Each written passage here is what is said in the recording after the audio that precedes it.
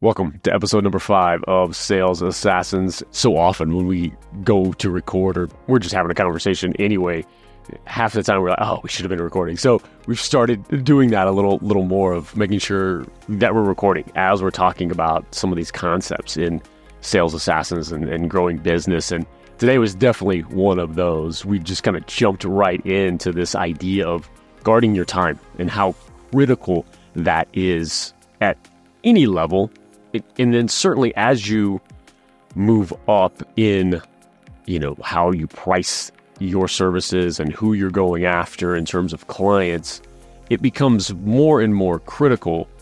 But there's a level of allowing this in and guarding your time that doesn't happen enough at the beginning stages that I think, a lot of us feel like, oh, we've got to take a meeting with anyone or go to this social thing and this networking thing, whether online or in person, and you say yes. And of course, in the beginning, you say yes more than no.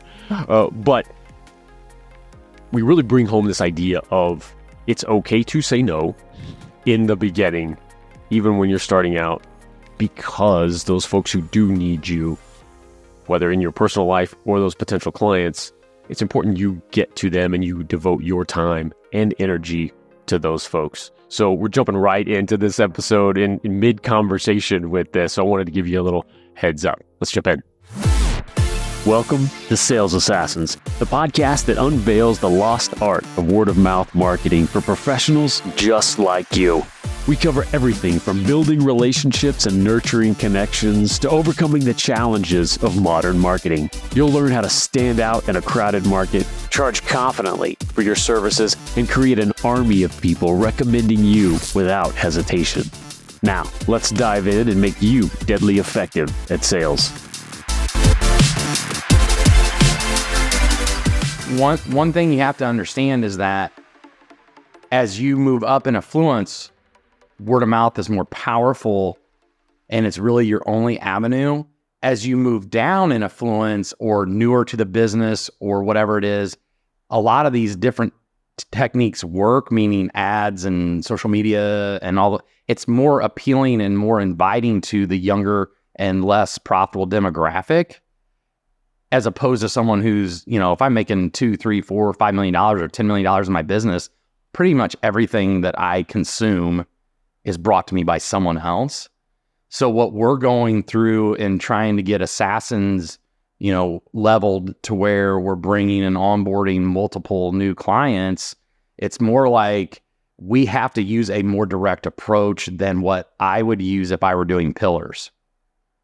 And the kind of interesting thing about that, especially like being here and new and meeting new people, there is that wide gap of like people that are just getting started in business and doing really well, and then people that are doing multi-millions and are more ideal for like inner circle or immersion. And I have to like almost guard access because I can't give access to everyone that I would normally do in a pillar situation, meaning like I have to use my reach across the platform, my leveraged output here, and then save and guard my time on getting to know and going to lunches, going to social events, doing all these other things that I teach. I have to keep that. I have to maintain a higher level of access there to people that are going to be able to do the things that we offer for our, I don't know, they call it high ticket. I don't like that name. I say our higher level, products or services. So and so I get, because I'm meeting so many new people, it's like it's an equilibrium of access right now. I'm having to kind of Heisman a little bit some of the people here and not be a total ass. But I'm also letting them, like, you have to guard your time. So that's been an interesting dynamic just in the last 2 to 3 weeks. And I've met, on both ends of that spectrum, but I think that's the other thing you have to understand. If you're going to go out and execute word of mouth, you want to do the most for the person that can pay you the most and spend your most time there. And you can get more leverage at that lower entry point However, you still if you really want to, get high level clients or more affluent or however you want to describe these people, that's where you got to focus the time and have the ability to say, I'm not going to go to this party. I'm not going to do this thing. I'm not going to go to this huge event where it's not my ideal. So, part of learning this is what to say yes to, what to say no to, who to give access to and who not to, without, totally brushing off what I would consider, the next generation, but also you can help them understand that. I mean, if you're always available, if you can do everything for everyone, then what is your value scale? There isn't one. And we, like when I was in financial services, there were different tiers of clients where there were direct clients, there were the affluent, and then there were the ultra high net worth. And that still have that framework in my mind. So that works really well. And it doesn't matter if you're an advisor or an agent or real estate guy, whatever it is, the faster you can level up in that circle, you'll increase your revenue. And it's exponential because it's the same amount of time here as it is here. So it's kind of the same paradigm. And if you can deliver, you see companies do this all the time. They deliver in mass down here and they use more direct methods and leverage here than they do it as it goes up. It gets so much more personalized. So that's something that I'm reintroduced into that paradigm. Before I moved, I'd already gone through that cycle. I'd done all my networking and everything, and I'd build up to where, the people I did a lot of business with, talked to, spent time with were there, but now everybody's new at first sight. And it makes me sound like kind of a jerk, but what I'm saying is I'm trying to figure out how to allocate it in addition to what we're doing in both of our platforms. And it's actually pretty interesting to me. I'm on an island where there's 4,000 realtors. 4,000? Good. So, where's that? I don't know. It's like almost like, we're unfortunately, we're status whores. I don't have a better word. We understand status. We get it. Like, we get the status hierarchy in our societies and whatever. This probably get banned or something for political incorrectness, but we still here do it. And I'm figuring that out in a new place. And it's interesting to me. And I'm meeting great people. It's just how you allocate time becomes a big factor in how you can, make more profit faster. And again, I'm not just like running around trying to sell stuff to everyone. It's also getting to know, like, and trust, that same thing we talk about. How do I get, that bridge built in a brand new place? And it's been very interesting to me. And of course we're balancing school and all these other, I have 4 kids here. One went off to college, so I don't have to spend as much time there, but it's been very fascinating to me.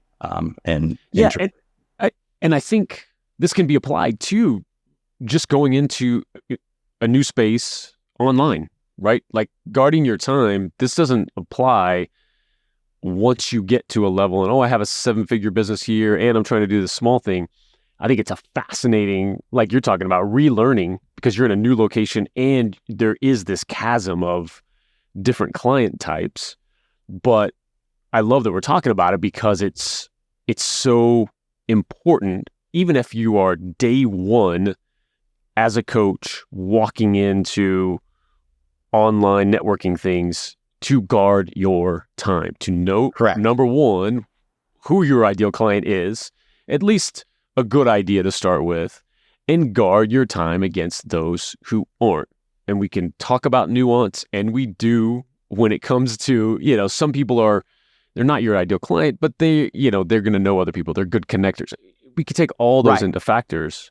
But I think especially newer folks, they get into this, I'm in this networking group or I'm doing this, so I have to have they want a coffee meeting. Okay. Well, it's okay to say, no, thanks. It's right. You can find your way to do that. We all have different comfort levels. I'm fine with no, thanks. Some people want to nuance that. But this idea of guarding your time is critical. Yeah, and there's ways to do it. And my schedule, like yours and everybody else's, is pretty full. A lot of times I'll just say, I believe I'm booked, or I know I have something that at that time or that day. If something changes, I'll let you know. Because for the most part, I am scheduled throughout the week, and especially nights and weekends. I mean, it's not like we're sitting around, binging Netflix. I mean, I'm running people around. We're going places on Saturday and Sunday. And so when I get asked, it's not, or dishonest to say, I have something, and if something changes, I'll let you know. And then I can look at it and say, okay, I have to weigh the opportunity. And again, in the beginning, you don't want to be running around saying no to everyone. I'm not saying that, but just keep in mind the precedents you set of what y'all say yes to, because that's an expectation that you're going to either have to break, or if you set the line, our bar high in the beginning, it's easier. And we had this conversation in Assassins that we're talking about increasing revenue, making more money, and kind of the best place to start in that really is, okay, if pillars, where the first thing is pay me ideally, is like you said, like define that. Like, is it, think of where you spend your time. I'd say the word matriculate. When I was at an assessment at Merrill, I said matriculate, and they said you can only say that if it's a college. I think that's bullshit. But think of where you matriculate in your community. And if you're spending your time around people that aren't your ideal payers, that's where you make the change. And, I think, again, we have people that are making thousands and people are making millions. So it's pretty wide in what we deliver on. But if you can go and make that ideal higher faster, that's how you'll increase your revenue faster. It's the way to reset that. Okay, here's what I ideally need for a pillar to pay us. And as soon as I can start raising that ideal number and raising my floor where I won't go below, I'll increase my revenue faster there. That's kind of the first lever of getting better use of time. It's a leverage of output, because if you're delivering service, whether it's CPA, real estate, advisory, and I don't care what it is, the mechanics are all about the same. You may have some special cases or whatever but in reality, your time allocation, it's all about the same. So if I can put a bigger number in my time allocation for what I'm doing, I can go faster. And that, it's scary to some people, I think. I think I've heard it online called imposter syndrome or something like that. The reality is, if you're a licensed professional, like let's just say you've got an insurance license, a real estate license, invest or securities license, you're about 99% ahead of the universe that's not licensed. Like just take a step back and think, okay, does this person, have they gone through what I've gone through? They know. Now, you may not have the experience, and that may be accurate. However, the mechanics of your business can be executed. And if you take time and go through those and do it meticulously, dot the I's, cross the T's, make sure you're delivering on your, I call it hygiene, you can deliver for pretty much anyone, because the mechanics in business are about all the same given your profession. So it's more about up here, how do I get bigger faster? I know I'm rambling, but when we started offering $100,000 immersion, I didn't think anybody was going to say yes. I just didn't. I'm like, no one's going to do this. And to my pleasant surprise, they said yes. Now we had to fulfill that, but anyway, it just the limits are generally here. Yeah, and I think that's so common across, like you said, industry, type of business, who you are. It's way more about standing in that confidence. Hey, I know what I'm doing. And I think that's the thing too. If you can get to, I believe in me. I believe that I'll do whatever it takes for this client, even if I don't know yet what that's going to be. If you can get to that, wow, then whatever vehicle you're doing that with, that's whatever. And that's a big piece of that mind game that you're talking about. is standing in that. And maybe that's a relief for some folks to think, oh yeah, okay, I've got my values, I've got my ethics. Like I can stand in that. I don't have the experience yet, but I know I'll do whatever it takes. And that's again, you talk about being ahead of 99% of people, just to stand in that confidence, and that pricing so much of the time too it's another marketing channel, right? That you're priced in a way that is, oh, I need to pay attention to this person. You know, if they're, oh, I can't afford them right now, but wow, they're going to be on my radar. Or, rather than just in that sea of everybody else. Well, I mean, again, going back to status, I think I saw this online or something. They had 2 bottles of wine and they priced one this and one this. They're exact same wine. Which one do you think everybody wanted and thought was best? It was the one that cost more. So it doesn't mean to go out and gouge your clients. It just means charge what you're worth. Don't feel like because you haven't done a lot of it, you can't do it. I mean, it's all that barrier in your mind. And, we had this conversation. I don't remember yesterday because we had our Assassin's call, but I think it was a week ago. And I actually did this in an in-person meeting to prove my point. Everybody has kind of the same paradigm. They have something they really want. They've lost something and they do have something they're afraid of. And I don't care how much money or clout or whatever you have those 3 things in your life. It used to be the gypsies would go around and read your palm. It's because they knew that. And so I did this in a meeting. I grabbed the guy's hand and I said, I'm gonna read your palm. And I said, there's something you really want, but there's something you've lost. And there's something you're deeply afraid of. And it was like, people got goosebumps. And it's like, that's because that's all of us. So never think that if you're sitting across from someone, those 3 things aren't going on in their life. They are. So we all have the same paradigm. So you might as well just give it your best shot and try to help them the most you can and let that be the thing that either does or does not happen and not worry about whether you can or cannot. That's the way I would look at it. Yeah. Oh, that's great. That's such an important reminder constantly. And if you listen to the folks who are genuine and most even ultra successful people, if you'll get into those and hear those real conversations, and if you get a chance to talk to them, the vast majority, they're absolutely, they'll tell you like, oh yeah, I mean, it's a different set of problems. I got problems going on. I'll take $1 million problems over $100 problems, sure, but they're still there, and it's okay, and we're human. That's the beautiful, wonderful, connecting part of all this. We all bleed, is what I've been told. Yeah. So that's just been very, I don't know. It's almost like a reintroduction into that paradigm, and I know people go through that. So, level set it and do your best, and you're better than you think you are. You're better than you think you are. Yeah. So, you can build some confidence in that way. Yeah, for sure. I wonder too, is there a way with what you're going through right now and these gaps in your offer, meaning kind of who you're talking to, is there a way in the in-person version? Because I know you're talking about access. Okay.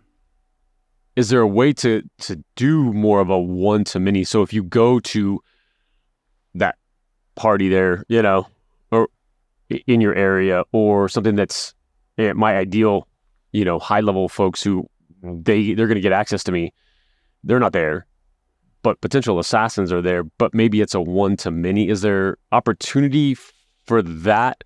I mean, I'm not going to get up on a picnic table and at the homecoming game and start pontificating my greatness. Why not? That's what I do every weekend. What are you talking about? I don't know I don't know how much leverage you can get in that.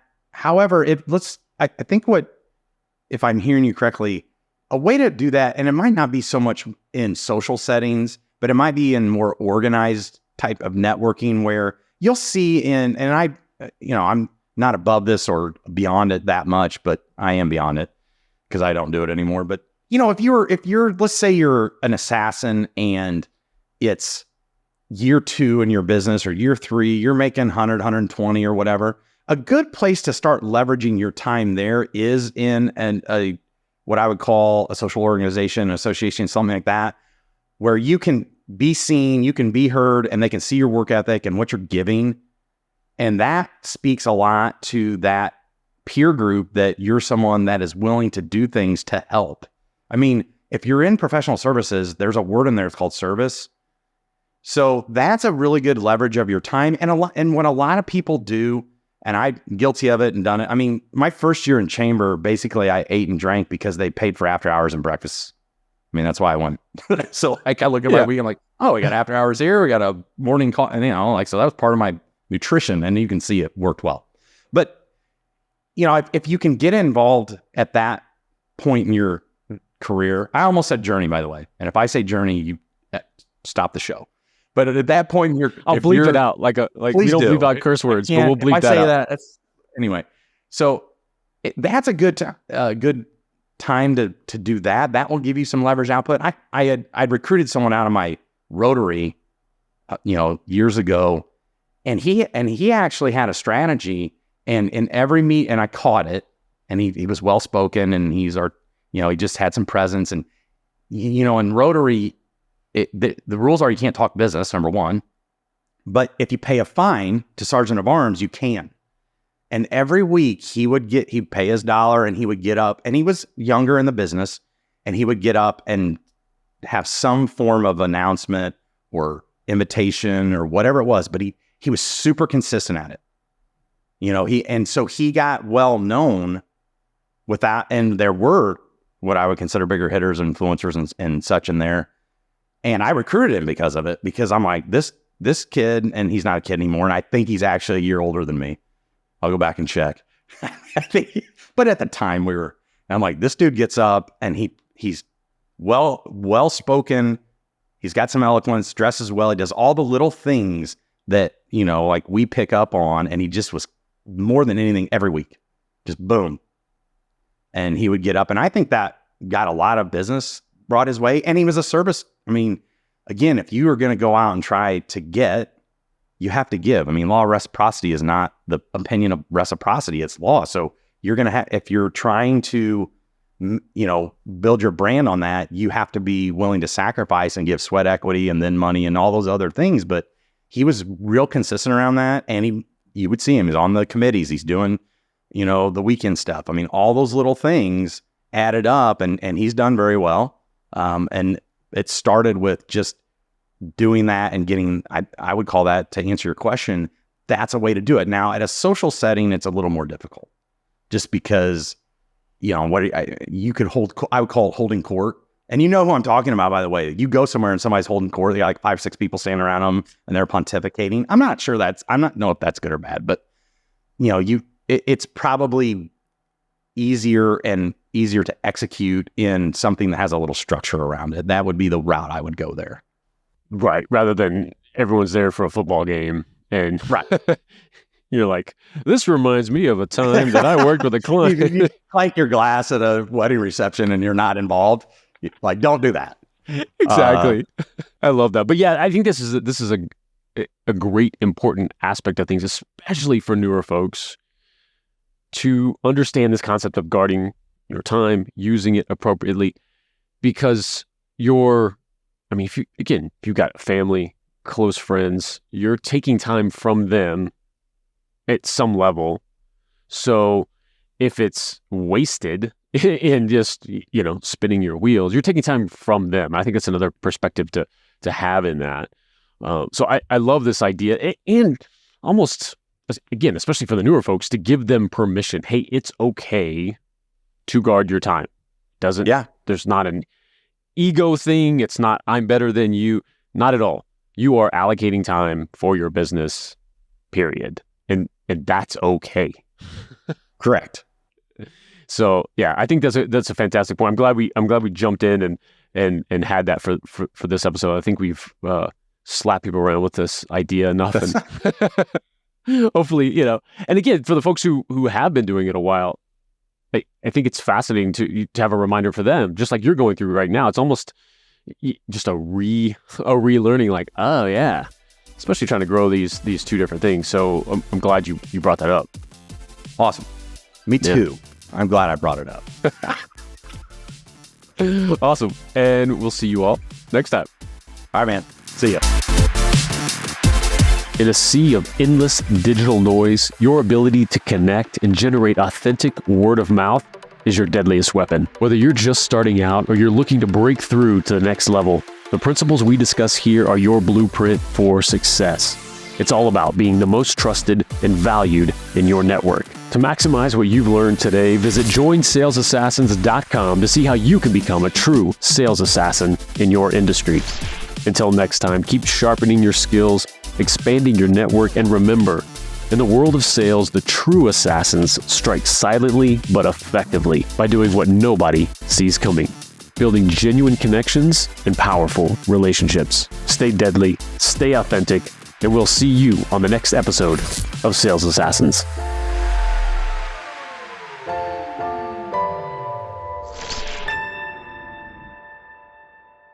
This show is powered by Media Leads.